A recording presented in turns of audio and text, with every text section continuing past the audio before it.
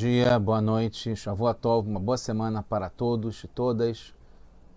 Shabbat Shalom, Mashiach Now, redenção completa, verdadeira, definitiva, para o mundo inteiro já agora, nesse momento. A cada dia, a cada minuto, a gente deve querer a redenção e se preparar para ela, que significa não só esperar, como estudar, agir, pensar, tudo para que seja agora já. Então a pergunta da semana é: a novidade traz alegria? A pergunta é muito interessante, a resposta é que sim, a novidade traz alegria. Alegria é uma coisa boa, sempre boa, alegria de verdade, alegria verdadeira, eu costumo dizer. E a novidade é um dos elementos que traz a alegria. A gente vai entender aqui que essa boa novidade, quando a gente fala boas notícias, boa novidade, já dando a dica, né, com a imagem que eu selecionei para essa semana, está ligado com uma rupá, que é a cerimônia de casamento judaica,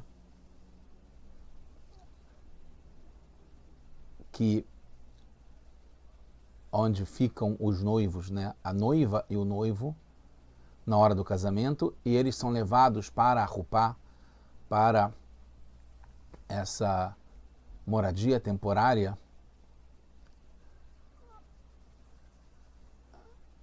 por dois acompanhantes, né? Um homem e uma mulher, né? Ou múltiplos, né? Mas sempre de dois, e sempre um casal, homem e mulher, levando, acompanhando, chamado shusfinin, chamado ou best man, em português não tem uma boa tradução,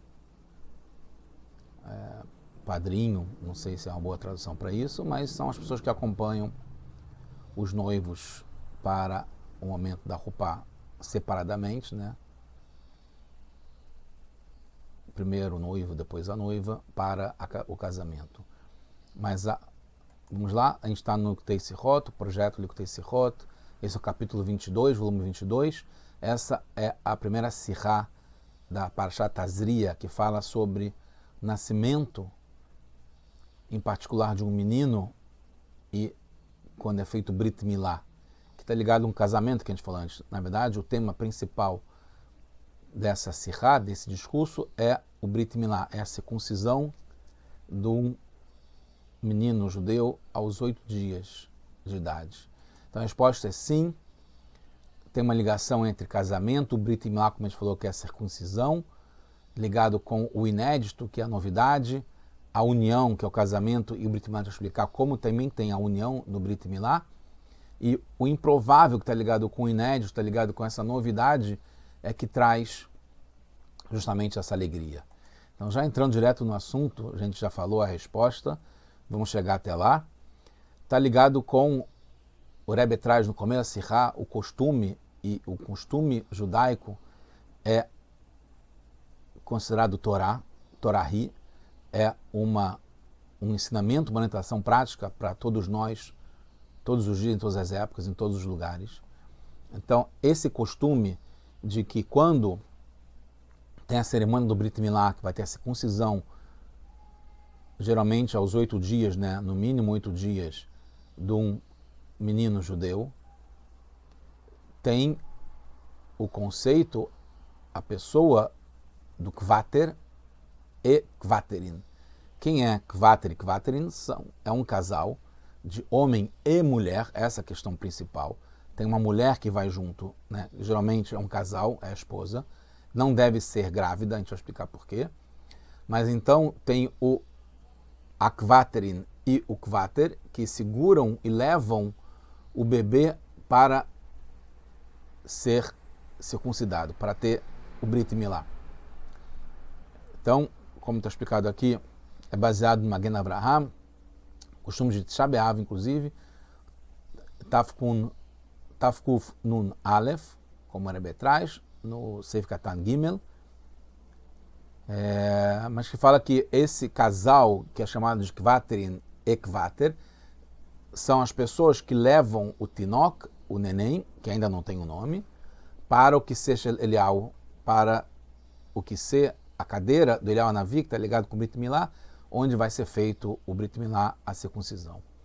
Então, o costume do povo judeu é como a Torá, e que é uma mulher, especialmente, que ajuda na mitzvah do Brit Milá. O interessante que o Rebbe traz, que apesar da mulher não ter a mitzvah de fazer o Brit Milá, quem tem a necessidade, a mitzvah, o mandamento de ter o Brit Milá é o homem, a mulher não tem, porque ela já nasce pronta, sem precisar fazer esse conserto, digamos assim. E também não recai, então, porque se ela não tem obrigação de ter o Brit Milá, ela não tem obrigação também de fazer o Brit Milá no filho. É um mandamento que recai sobre o pai. Tem uma referência na nossa Parashá, Parashat Azia, como eu falei, que fala o seguinte: Boemashmini imol besar olató, que no 8º dia vai fazer a imol milá, que é esse corte, né, essa retirada dessa pele,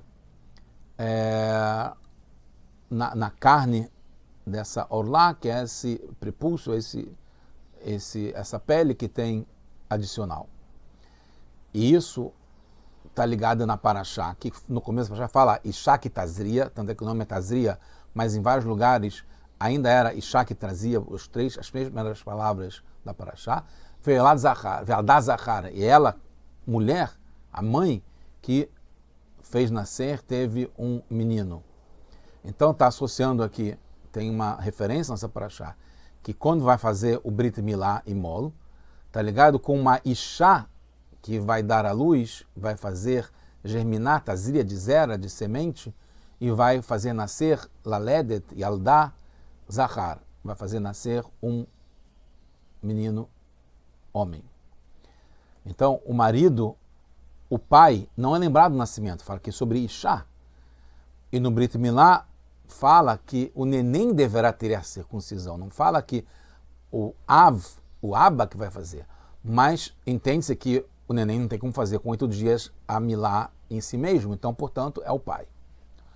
A mulher pode fazer o Brit Milá, como a gente vê que o Rebbe não traz isso, mas a Tzipora fez o Brit Milá no filho Eliezer quando Moshe estava correndo perigo de vida, indo no deserto para salvar o povo, para chegar no Egito, por mandamento de Hashem. Tanto que a mulher ela pode fazer o Brit Milá, que ela participa como Kvaterin, que a gente falou, é parte do casal. Obrigatoriamente tem que ter um casal, um homem e uma mulher, que participa para levar o neném, como aqueles que acompanham o casamento, aqueles que acompanham o neném também para fazer o Brit Milá. Observação que não pode ser grávida, como a gente falou. Tem explicações que é por causa do perigo, ou mal olhado, etc., mas a gente vai ver isso mais profundamente de acordo com Penimilta da Torá, a parte mais íntima da Torá, porque não é grávida. Esse costume também é uma orientação, como a gente falou, sobre o significado dessa mitzvah, porque cada costume faz parte da Torá e tem um ensinamento prático para a gente hoje no nosso dia a dia. Está ligado com ter essa alegria verdadeira, como é que a gente tem essa alegria verdadeira, está ligado com uma novidade, o que é uma novidade boa, que traz a alegria que a gente quer ter e tem que ter. Então, o costume de acompanhar o noivo e a noiva no casamento, a gente está derivando disso, por isso que eu botei aquela foto da Rupá no começo, está ligado com o casamento.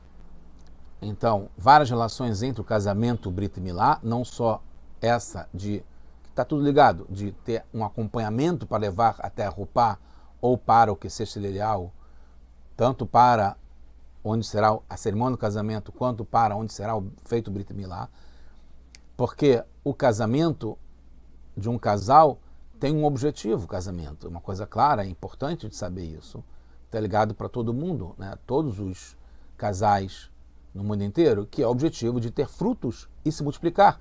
Na mitzvah da Torá, pro urvu, tenham frutos e se multipliquem, quer dizer, ter filhos e filhas, e netos e assim por diante.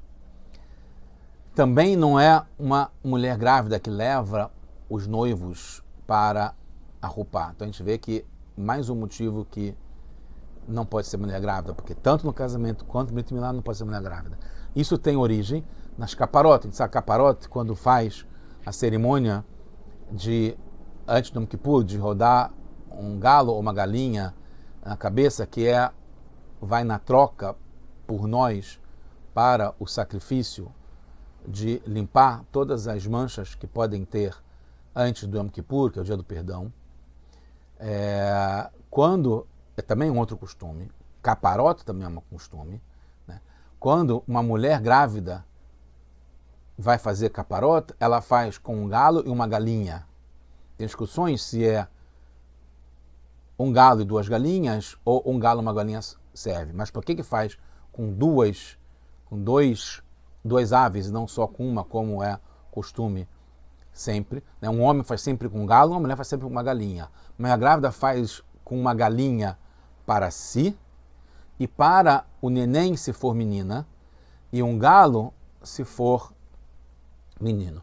Não me pergunte se já fez ultrassom e já sabe que é um menino ou uma menina, se faz só com uma galinha ou duas galinhas, ou aí no caso faz com galinha para si e um galo para o menino.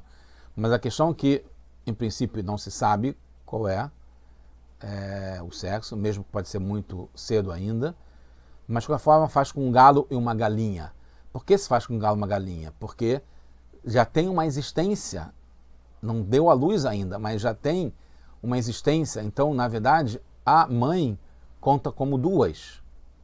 Ou ela e um menino, ou ela e uma menina. Então, já tem uma diferença aqui na contagem que faz com que tenha um galo e uma galinha, que são duas pessoas, ou uma pessoa que agora está com também uma outra vida dentro de si.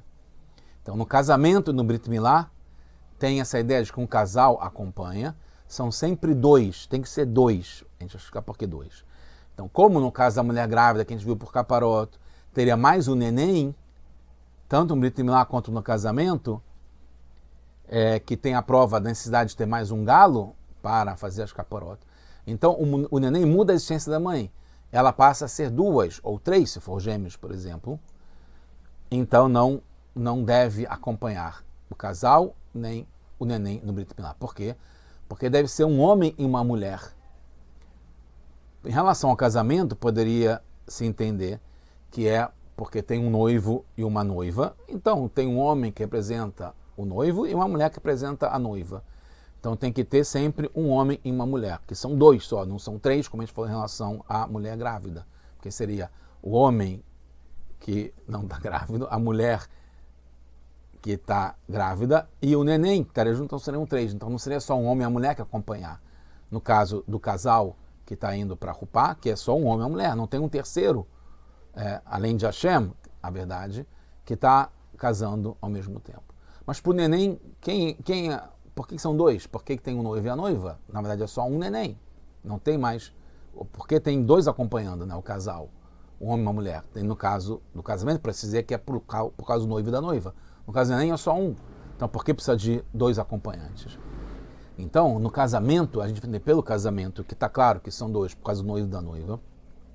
Os acompanhantes, aqueles que acompanham, né, os shusvinim, como a gente falou, os best men, que acompanham o noivo e a noiva, fazem parte da transição do casal, de uma situação de distância. Antes do casamento, eles eram separados, eles estavam, né, eram duas almas, faz de uma alma gêmea, mas eles estavam num estado, né, desde que nasceram, estavam separados, e aí vai ter uma nova intimidade em que agora eles vão passar a ser um casal só, morar numa casa só, e vai ter uma aproximação.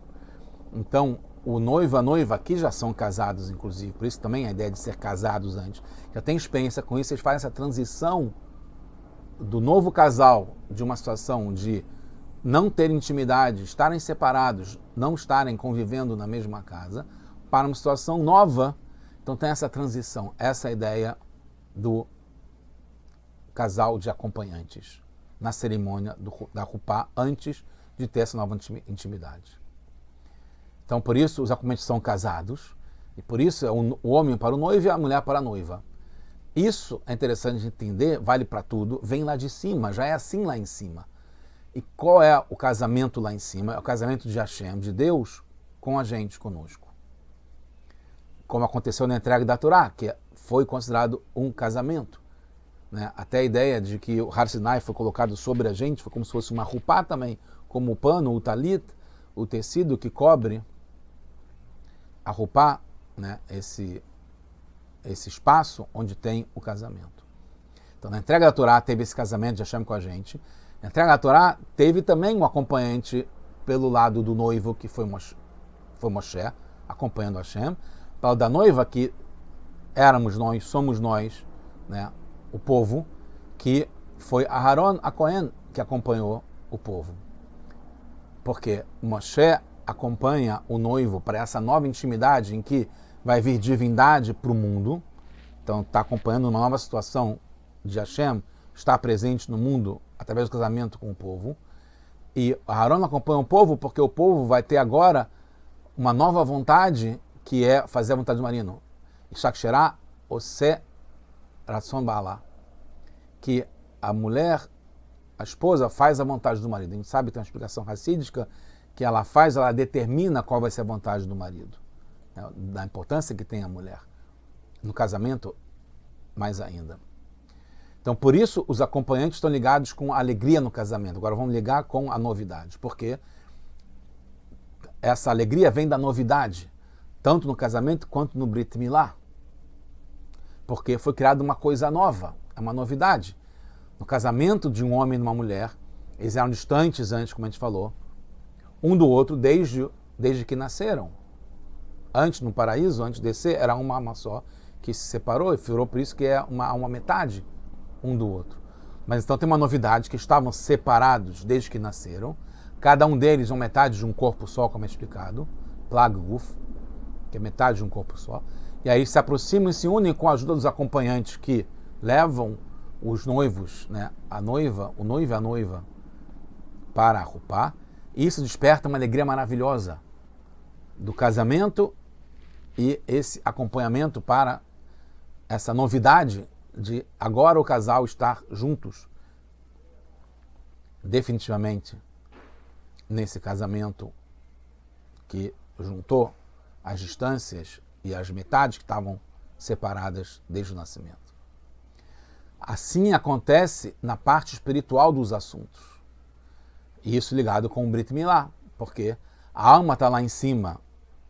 A gente falou da alma que depois vai se reunir, por isso que fala o casamento é uma reunião, não uma união.